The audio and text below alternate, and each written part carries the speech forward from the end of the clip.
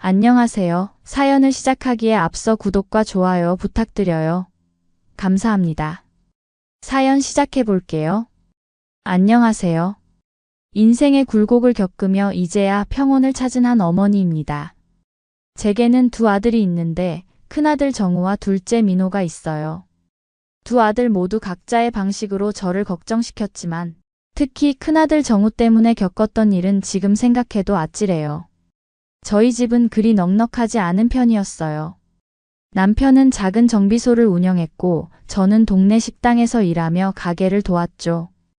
그래도 두 아들만큼은 제대로 키우고 싶어서 무던히 애썼어요.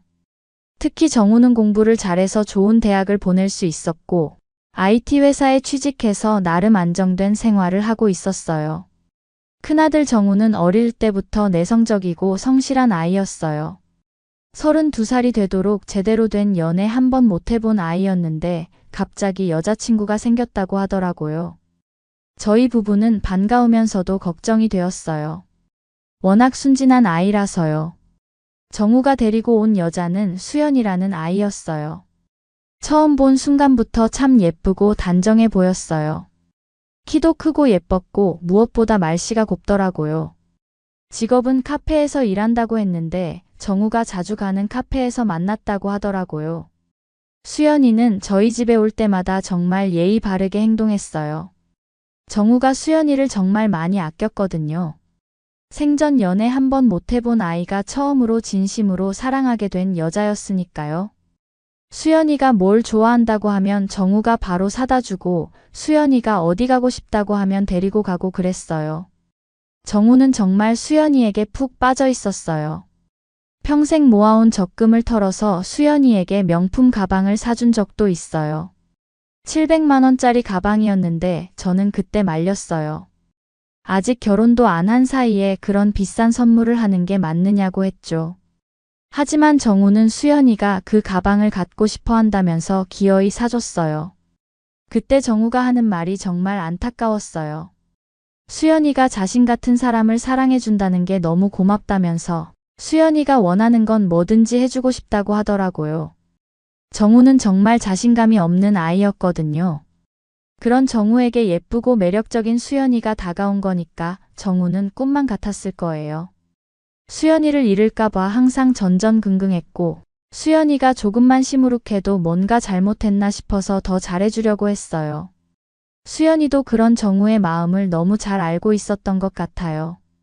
절대 직접적으로 뭔가를 사달라고 하지는 않았거든요. 대신 매장 앞을 지나가면서 저 가방 정말 예쁘다.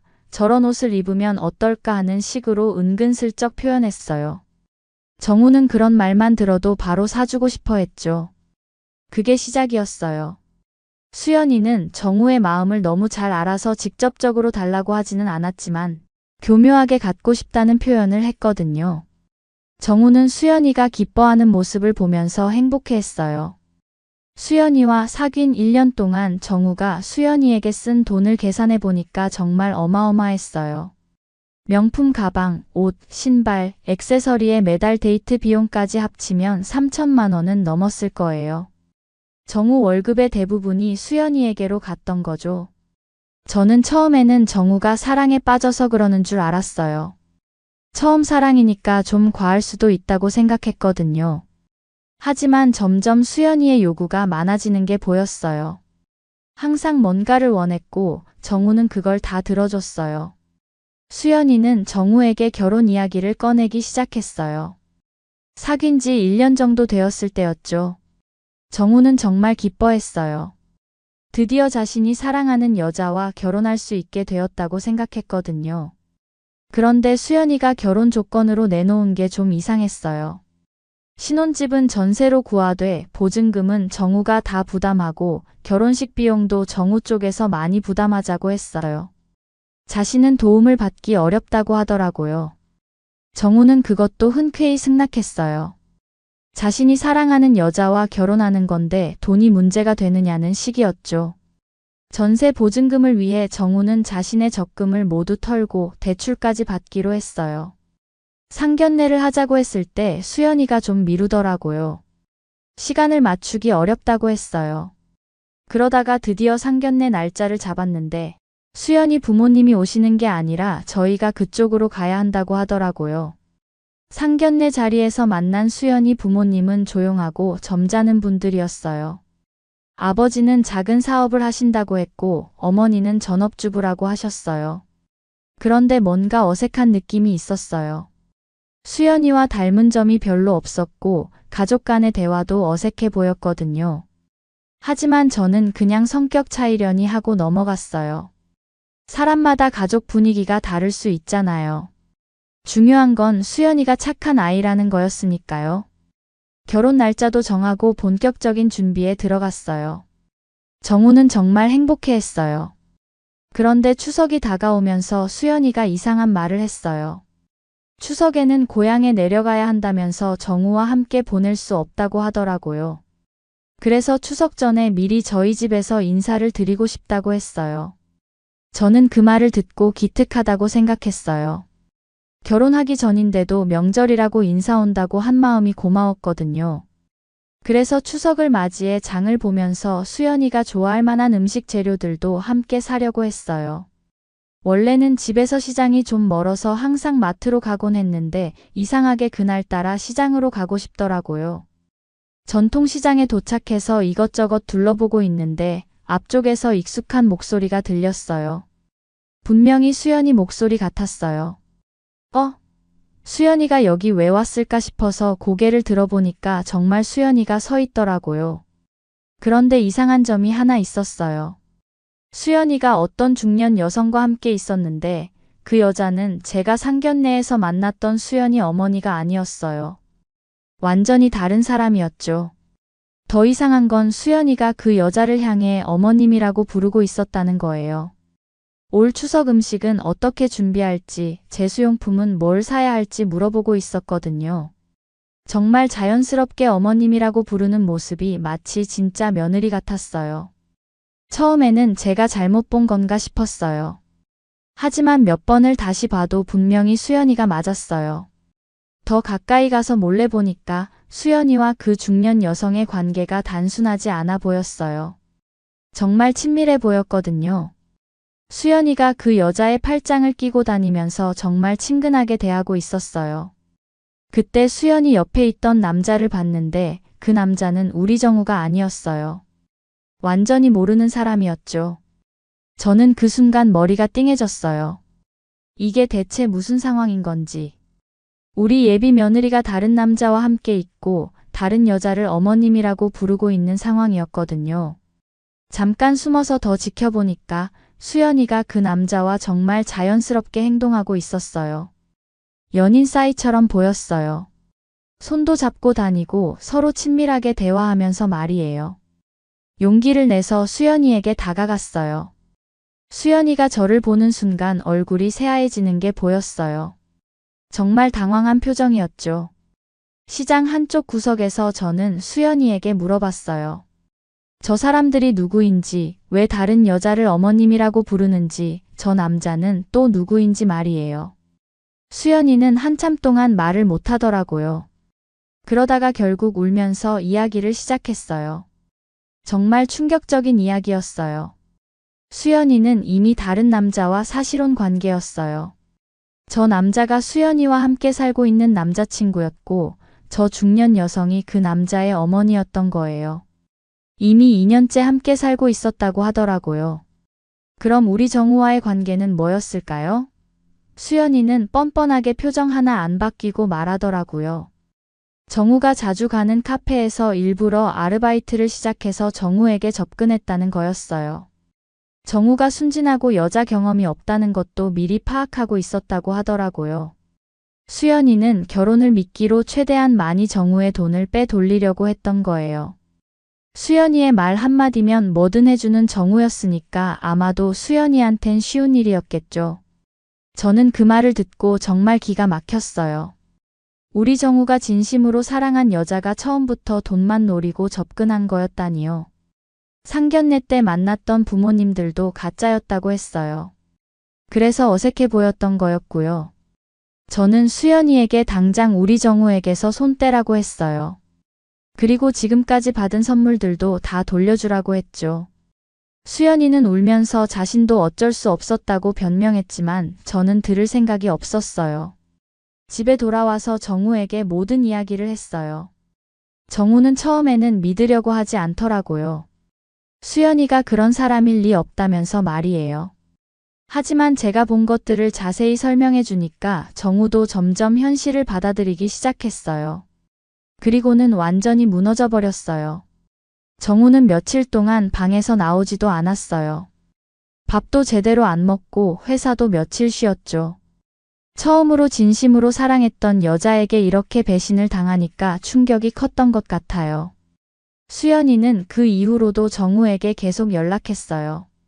처음에는 미안하다고 하더니 나중에는 왜 갑자기 연락을 안 받느냐고 화를 내기까지 하더라고요. 저는 더 이상 참을 수 없어서 직접 수연이에게 전화를 했어요. 다시는 우리 아들에게 연락하지 말라고, 만약 계속 연락하면 경찰에 신고하겠다고 했죠. 하지만 수연이는 쉽게 포기하지 않았어요. 정우가 준 선물들도 돌려주지 않았고 오히려 정우가 자발적으로 준 거라면서 당당하게 나왔어요. 저희는 변호사와 상담을 받아봤지만 연애 과정에서 준 선물을 되돌려받기는 법적으로 쉽지 않다고 하더라고요. 수연이가 애초에 결혼할 의사가 없었다는 것을 증명하기 어렵다는 거였어요. 변호사는 이런 경우가 요즘 정말 많다고 하더라고요. 경제적 목적으로 접근해서 선물을 받아낸 다음에 헤어지는 케이스들이 늘고 있는데 법적으로는 연인 사이의 증여로 봐서 돌려받기가 거의 불가능하다고 했어요. 사기 혐의를 적용하려면 처음부터 속일 의도가 있었다는 명확한 증거가 있어야 하는데 그것도 입증하기 어렵다고 하더라고요. 민사소송을 해볼 수는 있지만 승소 가능성이 낮고 소송 비용까지 생각하면 더 손해라고 했어요. 정우는 그 말을 듣고 더욱 절망했어요. 돈도 날리고 마음도 다쳤는데 법적으로도 구제받을 길이 없다니까요. 결국 정우는 그 돈을 포기할 수밖에 없었어요. 3천만 원이 넘는 돈이었지만 법적으로 되찾기는 어려웠거든요. 정우는 이 일로 경제적으로도 큰 타격을 받았어요. 정우는 몇 달 동안 정말 힘들어했어요. 첫사랑에 대한 배신감과 잃어버린 돈에 대한 허탈감이 컸죠. 연애에 대한 트라우마도 생겼고요. 그로부터 3년이 지난 후에야 정우가 다시 연애를 시작했어요. 이번에는 회사 동료를 통해 소개받은 아이였는데 정말 착하고 순수한 아이였어요. 무엇보다 자립적이고 경제관념이 확실한 아이였죠. 지금은 그 아이와 결혼해서 행복하게 살고 있어요. 정우도 이제는 수연이 일을 완전히 잊고 새로운 삶을 살고 있답니다. 수연이 때문에 생긴 상처는 시간이 많이 걸렸지만 결국 치유되었어요. 수연이는 그 후로 어떻게 됐는지 모르겠어요. 아마도 다른 누군가를 또 속이며 살고 있을지도 모르죠. 하지만 저는 더 이상 그 아이에 대해서는 생각하고 싶지 않아요. 지금 생각해보면 그때 시장에서 수연이를 우연히 만난 게 정말 다행이었어요. 만약 그때 발견하지 못했다면 정우가 더 큰 피해를 입을 뻔했거든요. 결혼까지 했다면 정말 큰일 날 뻔했죠. 요즘 세상에는 수연이 같은 사람들이 정말 많다고 해요. 특히 경제적 목적으로 연애를 시작하는 경우가 늘고 있다고 하더라고요. 그래서 자식들의 연애 상대에 대해서는 신중하게 살펴봐야 한다는 생각이 들어요. 물론 너무 의심하면서 살 수는 없지만 그래도 기본적인 확인은 필요한 것 같아요. 정우의 경험을 통해 깨달은 건 진짜 사랑은 돈으로 살 수 없다는 거예요. 수연이는 정우의 돈은 좋아했지만 정우라는 사람은 사랑하지 않았거든요. 지금 정우의 아내는 정우가 어려운 시기를 겪을 때도 함께 해준 사람이에요. 정우의 과거도 모두 알고 있지만 전혀 개의치 않아 하죠. 진짜 사랑이 뭔지 보여주는 사람이에요.